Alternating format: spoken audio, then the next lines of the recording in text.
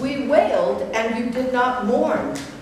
This is a strange little parable of children playing in the marketplace, offering two different games.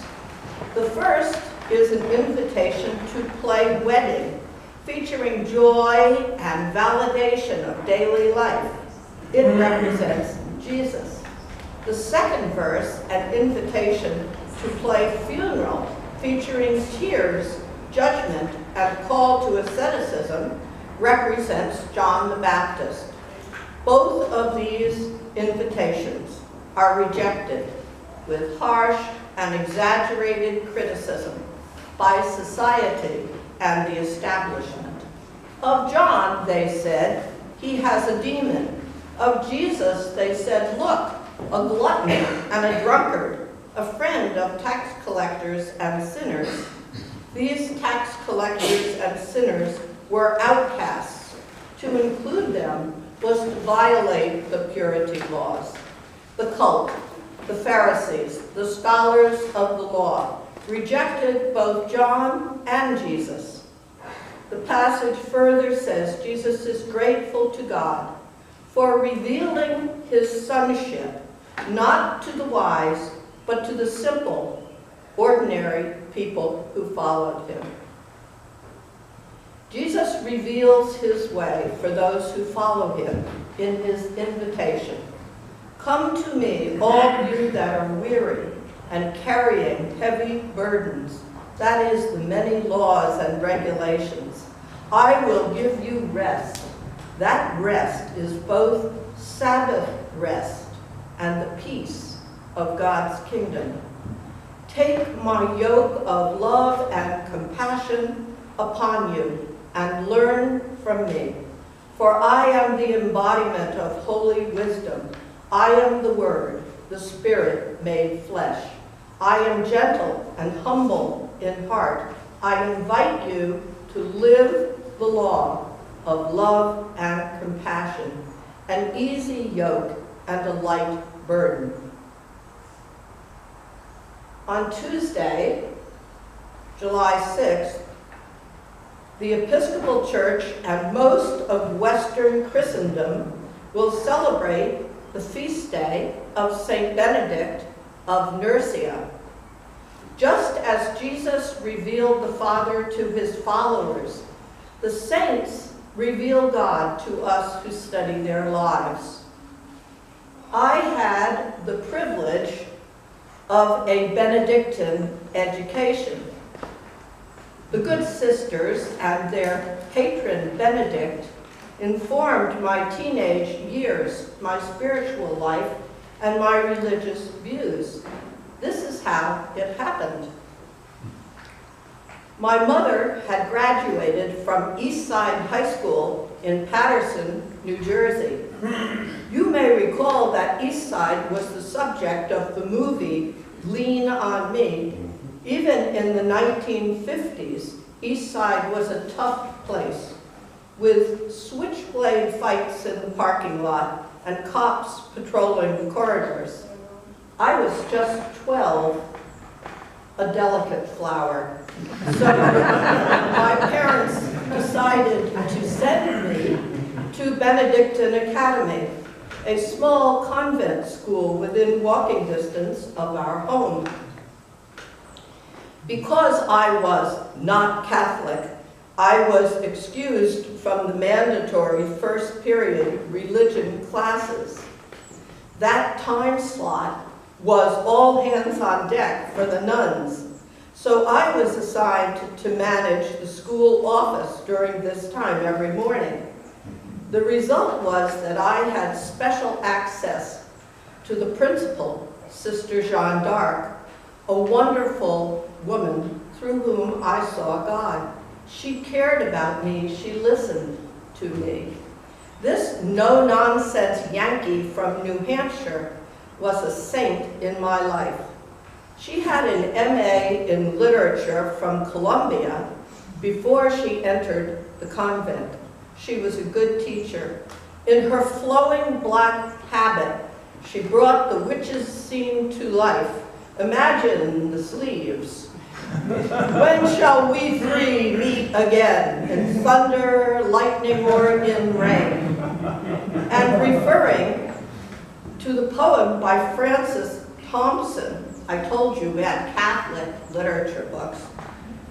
She told me that the hound of heaven was after me. I like to think that she foresaw a vocation to the ministry, but she probably just hoped I would become a Roman Catholic. She also told me that the Benedictine rule required each sister or brother to keep the clothes they wore in. Well, she said, indicating her ample body, I came in the 20s. I have kept that little flapper dress, but I don't think I'm going anywhere. She was bright, tolerant, insightful, realistic, inspiring, and memorable as a model of Christian life. In St. Benedict himself, and perhaps also in his less-known twin sister, St. Scholastica, we see discipleship and the goal of union with God by following Jesus. Benedict and Scholastica were born in Umbria in central Italy about 480. Their parents were members of the wealthy Roman elite. Benedict was sent to Rome to study, but he was disgusted by the manners and morals of the city. You'll remember from your Western Civ classes that this was the time of political decline, barbarian invasions, extreme hedonism, and pervasive slavery.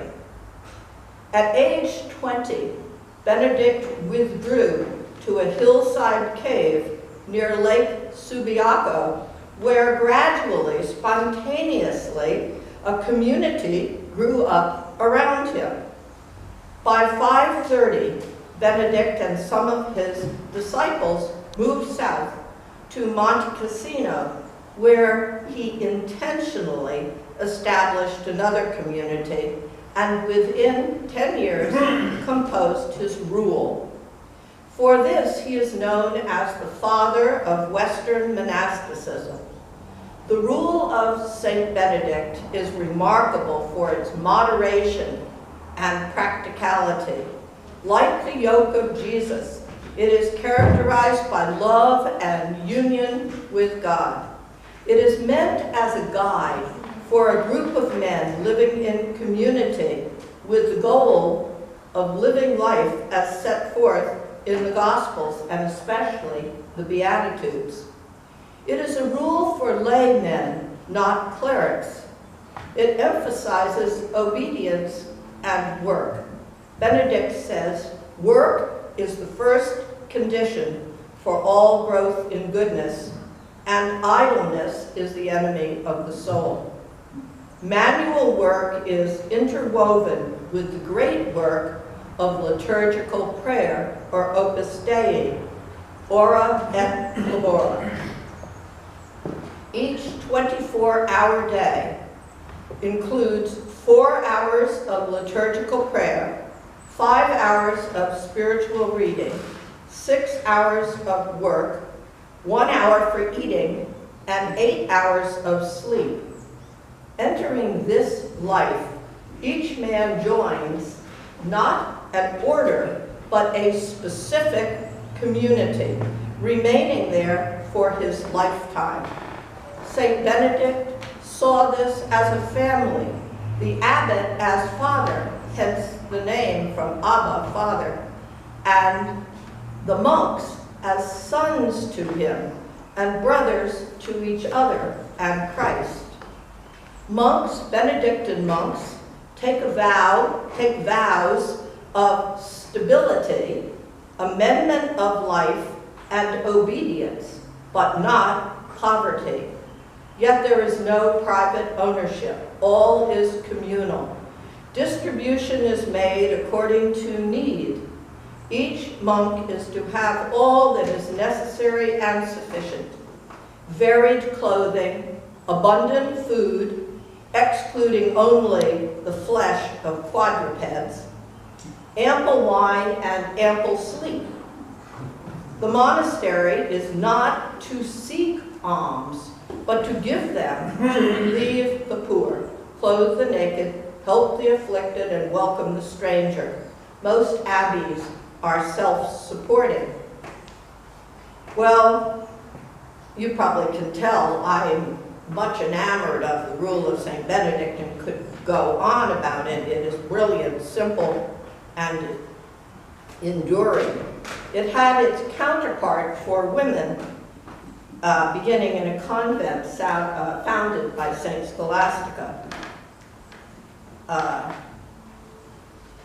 But I'll restrain myself and simply point out that together their rules have survived and been the basis of thousands of holy lives yoked to the gospel for over 1,300 years to this day, though both Benedict and Scholastica died in 547.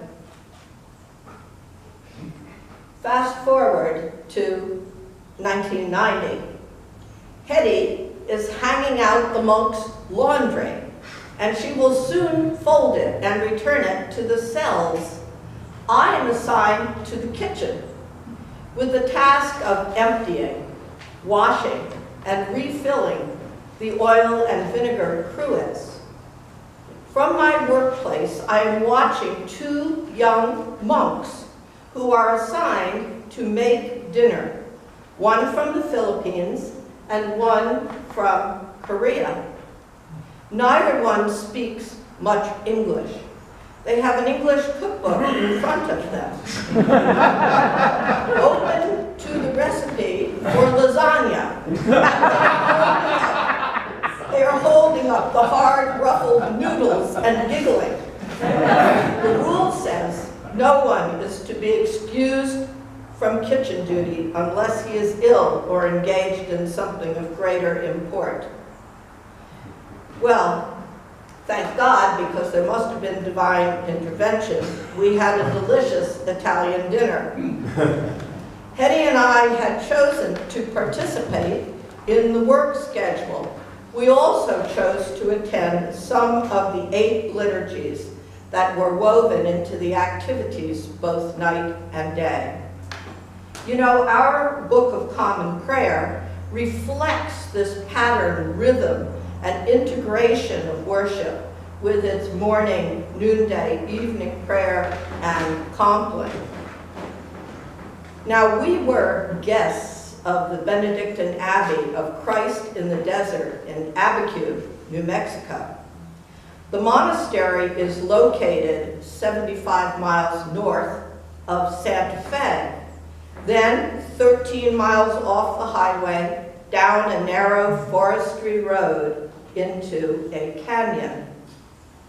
The main building, the sanctuary, is almost round with high, slightly smoked glass windows that reveal the surrounding canyon walls, quite beautiful as their colors change throughout the day.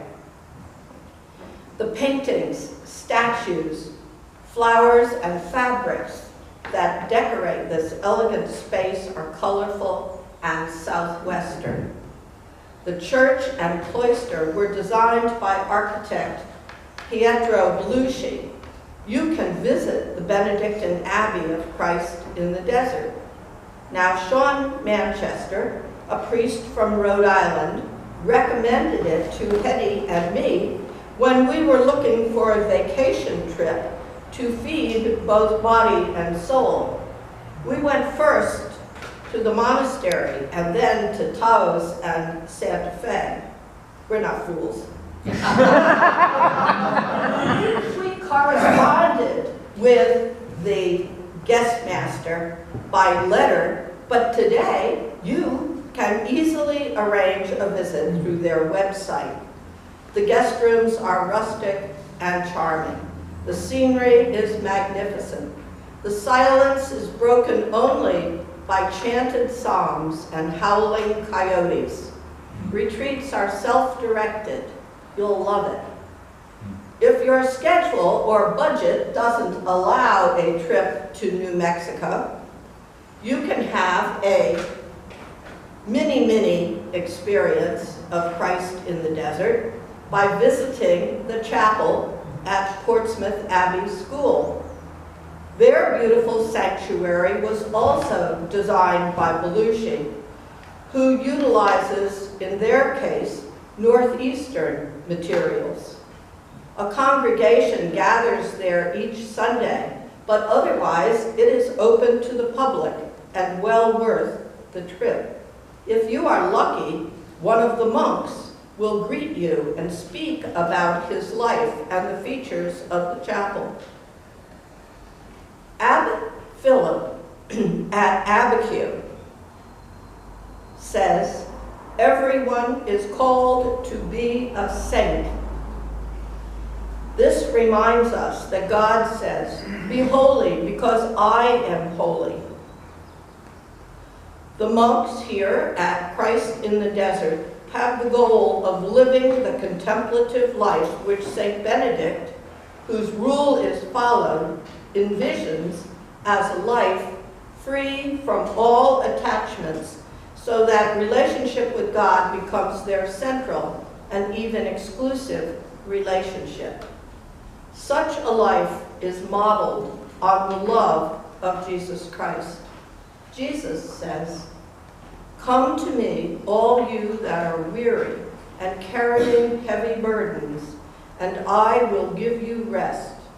Take my yoke upon you and learn from me, for I am gentle and humble in heart.